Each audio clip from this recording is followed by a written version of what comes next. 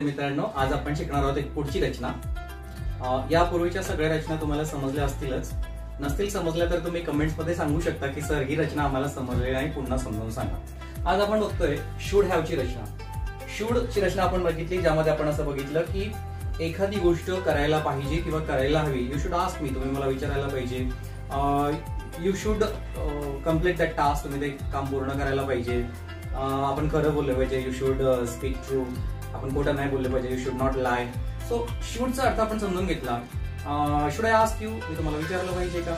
शूडचा प्रश्न असेल किंवा वर्बल किंवा डब्ल्यूएच क्वेश्चन असेल ते आपण शिकलो।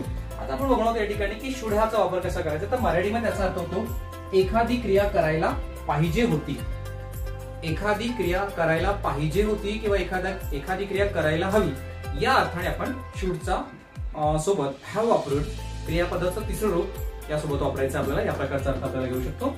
बघा इथे वाक्य आपण घेतलंय, त्याने माझी परवानगी घ्यायला हवी होती।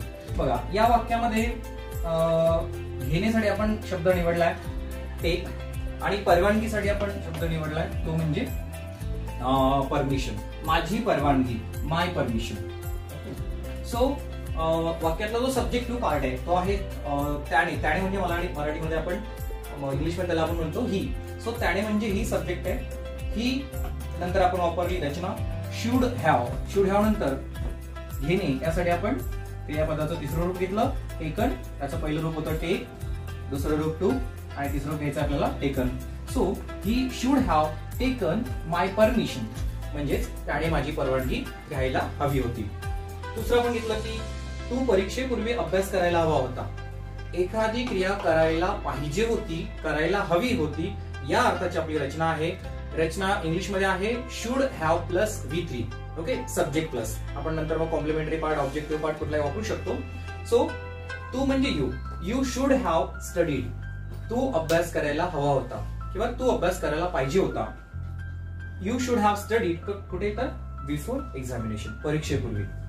इथे सुद्धा स्टडी हे क्रियापदाचं पहिलं रूप, दुसरं रूप, आणि स्टडीड हे तिसरं, ज्याला ईडी लागतं, रेग्युलर फॉर्म्स असं आपण म्हणतो, ते दोन्ही रूपाची सारखीच, म्हणून आपण तिसरं रूप घेतलं स्टडीड।